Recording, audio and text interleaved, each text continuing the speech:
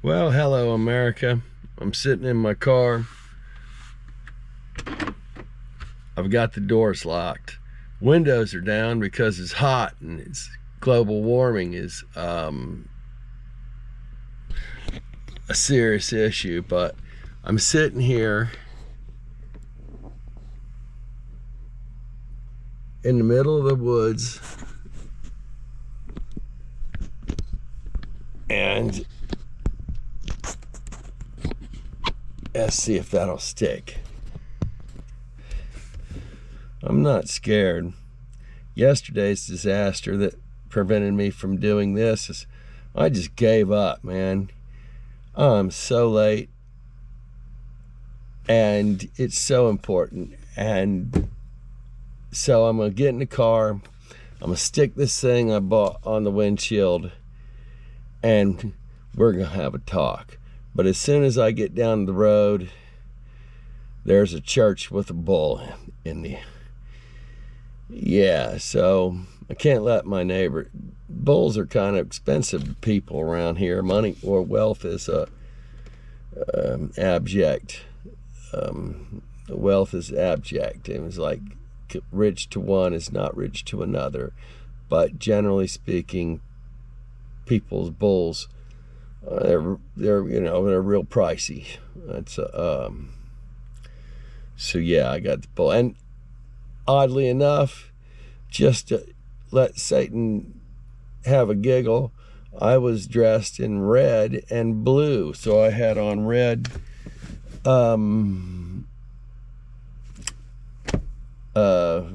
sports pants, warm-ups. And I was born a cowboy. I raised a cowboy. Rejected because I don't want to get up at 4 a.m. and drive a tractor freezing cold before the sun comes up to feed the cattle. And I don't want to work every single day of my life, even though I work most of them. And it probably would have been a better life than all the strip clubbing and ghetto brawls and everything else. But that's what the Lord had for me. I'm going to ask yourself a question. If you were going to look for God, where would you look for God? Well, I can tell you that God is in all the places where there's misery. And anyway, so the light was gone. I'm exhausted. I cannot begin to tell you what it has taken to get here. And then the last 100+ videos have been rejected. And then got yelled at for telling people that, or I didn't tell a lot of people. I told an angel that I was just an unworthy servant when he asked me if I was a priest. And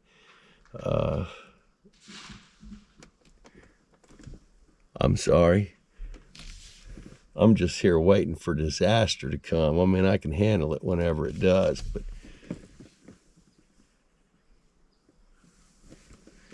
okay. So,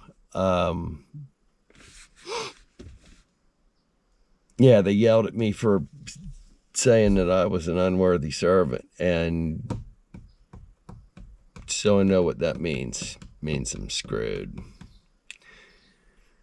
The reason that you guys that are Christians don't know where prophets that don't see prophets is because they hide, and they have to hide because if they don't hide, they'll be persecuted.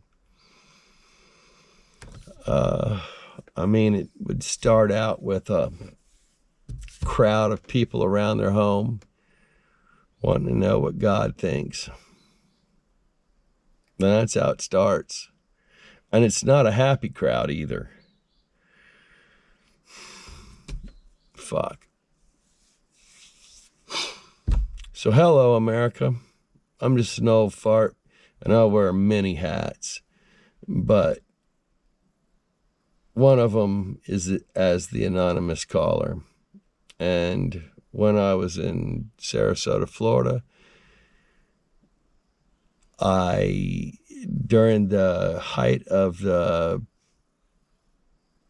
economic disaster that happened, I had 2 jobs and lost both of them, was homeless, and I gave the, gave the country a $500 billion stimulus package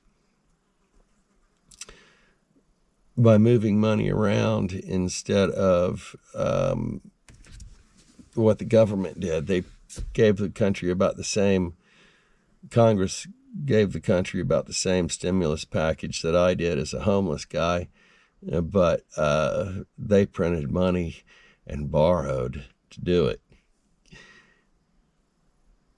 And that was under the Trump administration that started that. And, no, that wasn't. That's the next thing.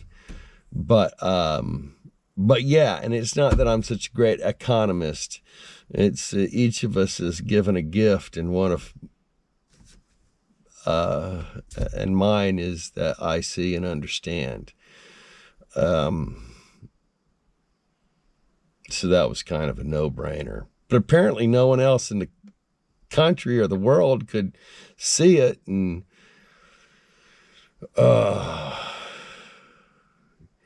yeah, that kind of disturbs me. Nonetheless, I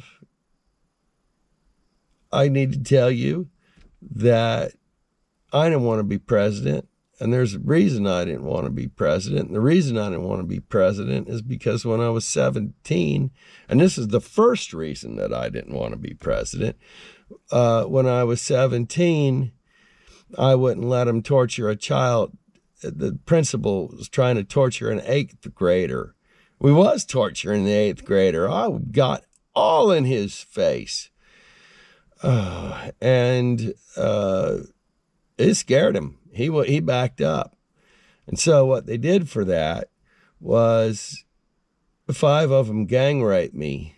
And when they opened the door, my parents were there held by 2 police officers. One of the cops was in with us, 4 teachers.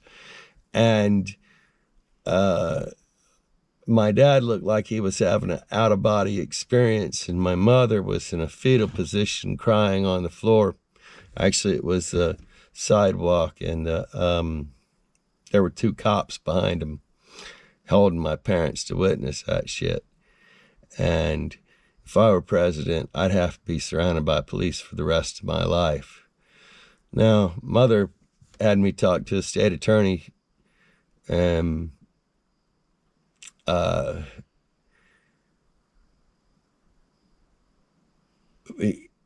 she took me to the school, told me I had to come with her, and introduced me to a state attorney who I guess had met her there and us there.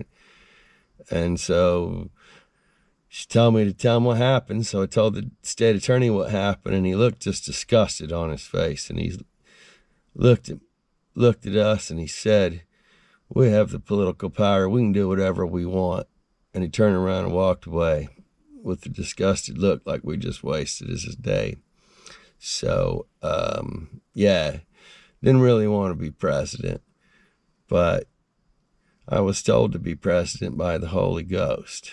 And so I did my best. I went from a 182-pound athlete to 270 and diabetic, in worst shape I'd ever been in my life. I was attacked repeatedly, and I didn't do any good for spending almost every penny I had in the world. I went from a $16 million home on the ocean in Sarasota to this gorgeous, this view to me at least, beats the heck out of a whole bunch of drunk chicks in front of my house. But my house is a shithole, and I haven't been able to work on it because after running for president, got here and just was like on the floor, no furniture, going, and got an email that my attorney in Florida lost his motion, so he was quitting, and Justin Bloom, my attorney, told me that I should drop the case and move on. I was rear-ended by a Mercedes truck that was going 70, and so I looked into the case, why he lost his motion, what his motion was, and he lost because he was suing the wrong company. So, you know, that's the legal system in America. Plus, I fight angels, and they're a bitch. Why do I fight angels? Because my job title is the Lord, the God Almighty's protector. And as a Selden, it's a family, I'm told it's a family line thing. And we protect God's children, and God protects us. And the shit I've done has been, well, I haven't done it. Yeah. Oh, those are whole different stories. But I'm here as the anonymous caller to tell you something about the economy. And it's been my job to keep my eye on America all my life. And our economy is fantastic. Considering everything that happened to it and to America and to the world, America's economy is kicking ass. Is it difficult? Oh my God, yeah. Tell me, my bank just raised my mortgage to 8%. It was 8.5%, and then they knocked 0.5% off to make me think that it wasn't so bad. And I've got a contract that says, and they yell at you that I got yelled at that they will foreclose my house. And so, yeah, wasn't making it before. This is the first payment, went up $150 or something, $200, and didn't even have a mortgage except for the lawsuit that I took over, and that was interesting.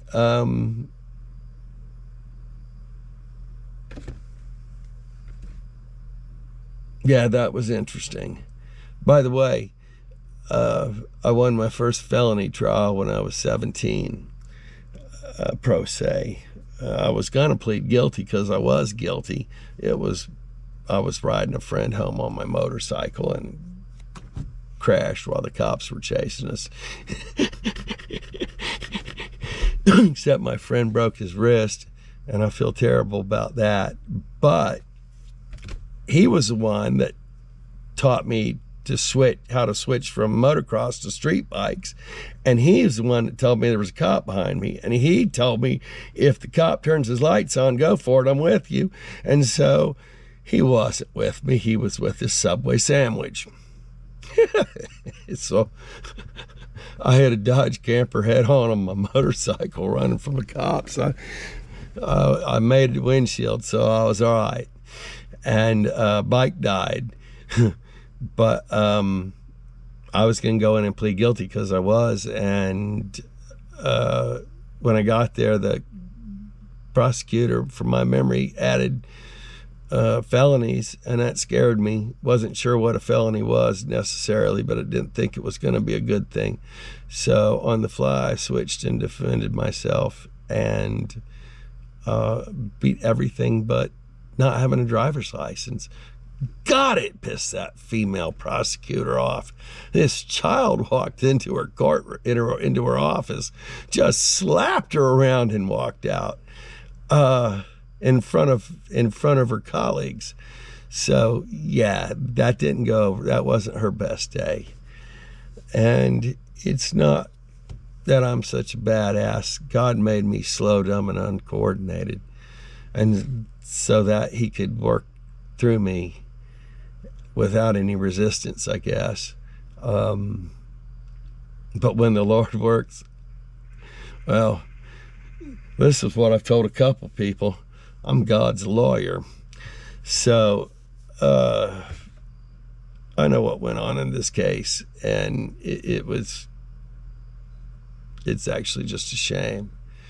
But I get put in places where people are judged, and he's only called out 2 groups of people for special damnation, and judges are one of them.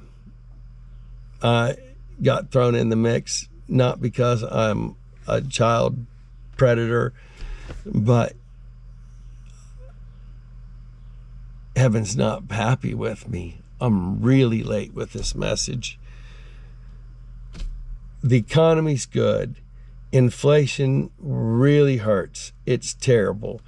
But I can tell you this, Americans, America's inflation has been a lot less painful than probably all of our allies. I haven't checked every allied nation inflation, but Western Europe got hammered with inflation, on the likes of which, only South America has seen. And ours was bad, yeah. But it's almost over. It's under 3%. And it did it really quickly compared to the last time we had inflation, where it stuck around for a while and it really hurt. This really hurts. Once inflation gets to where it needs to be, and it's almost there, wages will slowly ebb up. And my wages, most of my life, have been the last to ebb up. But I've had some extraordinary times too. And nonetheless, it will be okay. Housing's going to be hard, but housing changes, it'll be okay. And we're almost there. We're like at the finish line, literally at the finish line. Now, if there's a war in the Middle East that's bad, the traders are going to go wild with greed, and gas is going to become real expensive, and that will hamper inflation and slow this thing down until that shit gets sorted out. But it will get sorted out. And so what I hear the former President Donald Trump saying is about the economy, and his idea to create tariffs is just disaster for the economy. Also, I want you to remember, you don't have to rely on my word for this. All of you saw it. The checks that came that started inflation had Donald J. Trump's name on it. I'm not making it up. I got one, my neighbor got one, my friends got one, my coworkers got one, and I knew that was a real disaster. And yeah, it saved my ass at the time a little bit, but without it, I would have saved my ass somehow. And I wish I could have sent it back, but that's where inflation started, people. I do not lie. I am backing Pamela Harris for president because I worry about the state of the nation, not the state of a political party. I worry about my fellow Americans, not the Democrats or the Republicans. Those TV programs and news talk shows and blogs and all the things that we listen to, those are the things that divide us. As Americans, we're not divided. We have different opinions on different things, but we're Americans. What's making us hate each other is the crap that our Congress, allows to happen. And there's a difference between free speech. I think of war in very different terms than most people do. And the crap that's on our airwaves, however it's transmitted, is from our enemies. Yeah, no matter which side, it's both of them. And one of the first strategies to use against an opponent of a greater strength is to divide him. You know, the old adage, divide and conquer. Look at where we are, people. We got enemies. The reason Donald Trump says he can stop all this stuff is because he wants to make a three-way pact between China, Russia, and America for three men to run the whole world. And Americans will be under some type of communism, probably akin to the Chinese version, if Trump is elected president. I cannot tell you, I'm probably fighting at least over 20 angels at any given time to get here. And every time I try to do this, it's disaster. And so I can't prove to you that I'm the anonymous caller. I can only tell you who I am and who my family are. So I never said anything in my running for office in Iowa where I got my ass kicked by Donald Trump fairly and squarely. He beat me. Good for him. That could not be proven. Things like my family has a documented 700-year history of all wins and zero losses in regime stabilization and change, documented in museums on 2 continents. The largest monuments to an individual in 2 countries, on 2 continents, are to my family. My mother's ancestral home is the 2nd largest armory in Western Europe. My father's ancestral home, I guess, would be it's in England. Well, yes, because that's how I'm related to the leader of the Church of England. So I have to tell you that because you can check this on a telephone. PBS documentary Spencer Estate or the Spencer family. I think it's the Spencer Estate. I think it was like Great Estates of England or something. And because of family, I was curious and I watched it, enjoyed it, and kind of enjoyed it. Some of it was, I might really not have enjoyed it that much, but I did enjoy seeing the English countryside of, and in that documentary on the Spencer Estate, they show their home and in it their chapel, and they talk about how the Washingtons and the Spencers were always good friends, like generational friends, and eventually Washington married a Spencer, and the Spencers were so overjoyed that they carved Washington's name, my family's name, into the floor of their chapel, so that for all time it would be seen that the Spencers and the Washingtons stood together.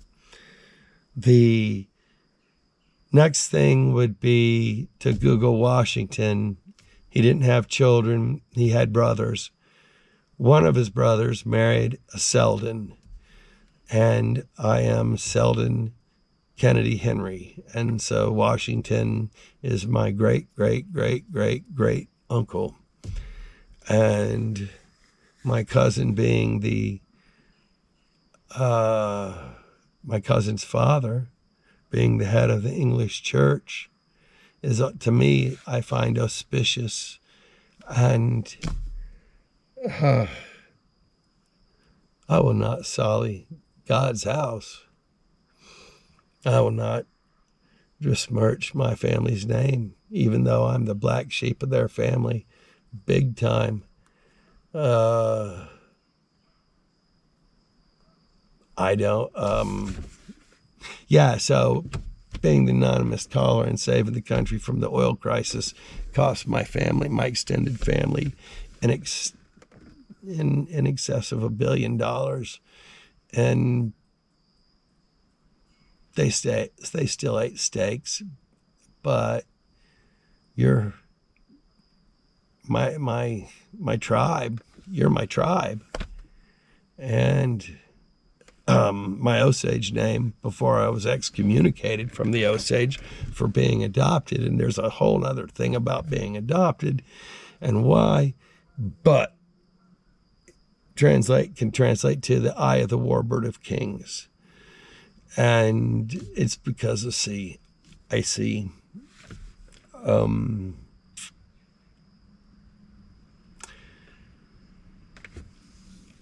vote for Donald Trump is a vote for a destroyed economy. Under his watch, COVID and inflation hit. And he will say that under his administration, he had the best economy ever. The best economy ever. Nobody's as good as I am. I'm the greatest. Look at me. Look at me. Oh, everybody just please look at me. Oh, I'm over here. No. Under his watch. Oh, I'd pass that. Forgive me. Over the years, I fought so many angels. I've had some injuries, a lot of injuries. Anyway, a country's economy like the United States, the largest in the world, as an extreme example, does not move quickly unless there's some type of a disaster. Now, a worldwide pandemic where almost everybody shuts their business down, that creates an enormous reaction in an economy very quickly. Under normal circumstances or semi-normal circumstances, our economy moves very slowly. It might be going full speed ahead, but if you want to change course in the economy, just like if you're the pilot on a super tanker loaded with crude in the ocean, this is the best analogy I can come up with. If you crank the rudder hard to the port and you're going full speed, in a speedboat it turns around. And in a super tanker that's loaded, nothing happens. You're still going forward, but wow, I bet that went so far. I've been uninterrupted, but you might not be able to see my face. Oh, look, you can't see my face. I just can't see the camera. It's getting dark here. I have to wrap it up. Eventually, you'll see the compass. You won't feel anything, but you'll see the compass. If it's digital, it'll make a tick. And it'll tick. And after a couple more minutes, it'll tick. And eventually, it'll start going tick, tick, tick, tick, tick, and the bow of the ship will start to come around. But it takes a long time for that to happen. Once you crank the tiller, the helm, it takes a long time between the bow of the ship actually coming along because there's such momentum driving the ship forward and away from the command that you've made. The United States economy is very much like that. This is the thing. The economy that a president has, particularly a first-term president, has absolutely nothing to do with what he has done in office. He inherited that economy from the administration before. So, and a first-term president, the economy's trashed. The guy's telling you he's doing everything he can for it, and he's catching a lot of heat, but no one's happy because he isn't fixing it. He might have actually fixed it. It just takes longer to show up. Yes, I know we always want that. We want that easy button that's on the television, but you know, just because we have air conditioning and internet doesn't mean that we are not stupid monkeys in the wilderness. And we have to remember that we are at the mercy of things that we can't control sometimes, like horrendous floods, tornadoes, hurricanes. Yeah, I mean, it just, air conditioning's awesome. But, you know, something can interfere with it, like no money to pay the bill. I get it. Under Donald Trump's economy, at the end of his presidency, he created inflation. He was the start of it. He wasn't the only thing that added to it. And COVID, shutdowns, supply chains, all that added to it. But the guy that's telling you that Joe Biden and Kamala Harris are disasters is absolute crap, because under the Biden's administration, he inherited a shit show from Donald Trump. Remember, Trump refused to give him updates on what was going on and how to be president. Is the first administration in history that's done that. The guy's a complete asshole. To do that to the American people. How could you, sir? You have no shame. I can tell you unequivocally that all you Christians out there that are going to vote for the President of the United States in a month or maybe next week, never has God come to a fallen person or a troubled or a terrible person and then use that person, and that person didn't change like instantly into this hardcore, unbelievable, awesome, born-again Christian. Not one of those people that God has ever used that was, well, I'll call them fallen before or misguided before, after finding God, all of them, not one of them ever, they don't spout hate, they don't spout division, they spout love and peace and joy and safety. And Donald Trump speaks the opposite. Satan screams and God whispers. You want to listen to Satan, he's all around you. You want to listen to God, and I hope you do. You're going to be still. You have to listen, because he usually doesn't scream. He scolds me occasionally, raises his voice a little bit, kind of stern. It scares the hell out of you and makes you very sorry. But we've had a long relationship, and I can tell you that Donald Trump is not heaven's candidate. Absolutely not. A vote for Donald Trump is a vote for communism in the United States. Do not. So many people. My father was an American history professor, so I grew up, among other things, being taught about the absolute struggle, the sacrifices that people in my family and everyone else's family that's been here for 250 years has made to bring this country to, scratching and fighting and everything else, to be American. And the one thing that we did, the one thing that we've always done right when we've failed at so many others, is we handed freedom off to the next generation. We handed freedom to our children, and then we died. We might have fought hard all our lives, but to have a life here. But when we were done, we handed it to our children.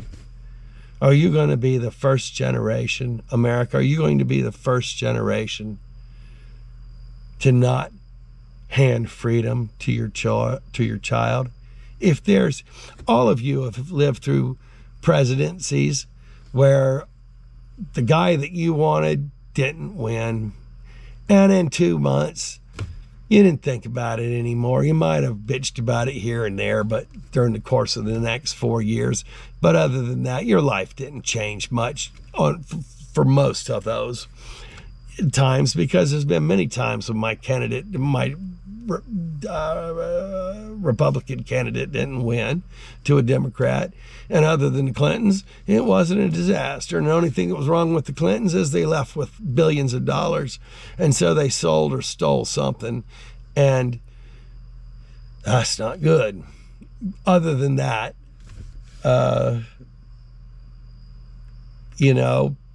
Biden's administration has done a very good thing with the economy. He's failed, in my opinion, on several fronts. But we're still here. We haven't died in a nuclear war, and we're defending freedom around the world, which is what we need to do. But it can all be gone. Don't believe me? Listen, Babylon fell without a single shot. America will fall without a single shot if we elect Donald Trump to be the next president. And all you guys that don't think it's possible, it's happened all over the world. Don't think it can happen here? We had a civil war before. We tore our country a new asshole. Back then, our enemies couldn't get to us easily when we were laying on the ground in the aftermath, bloodied and shit, without an army, basically, and or with our total arms cut in half, and today that's not the case. Our enemies can reach out and touch us easily. So if we tear ourselves apart, have a war, we're done. This is very important. There's never been a candidate that wanted to destroy America so that he could be king and prove to himself that he was the greatest, when in fact, I think he's a loser. He's a rich loser. He's a real rich loser. But I think his father thought he was a loser too, because his father didn't give him the business. He left the business in trust. I think it's probably because he knew his kid would probably bankrupt it, spend it all, blow it. But with fixed assets and money coming in constantly, his son would always have something. So that's Donald Trump. The guy didn't earn a dime of it, then goes around boasting how great he is. The man that loses fairly and squarely, but throws a fit about it and says everybody's lying. That's not a man with integrity. That's not a Christian. Donald Trump is. And that's another thing. There's not a single soul in heaven that will clean out God's house for a second for personal gain. As a servant, as an unworthy servant of the Lord, when I saw that, I was stunned. Pamela Harris has a law degree. That means she's really smart. She can absorb massive amounts of information. I know I do civil litigation in the daytime, and I like to deliver pizzas at night. I like the balance, mindless on this side, and didn't go to all the classes to be a lawyer, but still win cases. And I just freak out, and I love the adrenaline rush. I'm like, ah! And the demand letters, those are the most fun. The rest of it sucks. Anyway, I like delivering pizzas because I can pray for people that don't tip me, and I feel good, and I'm relaxed in the morning when I wake up to sue some company, write a motion, research some stuff, whatever. But I guess that's it. I guess heaven won't like this shit either. I won't besmirch my name, my family names, on the Church of England by lying to you. Your economy is in really good shape. The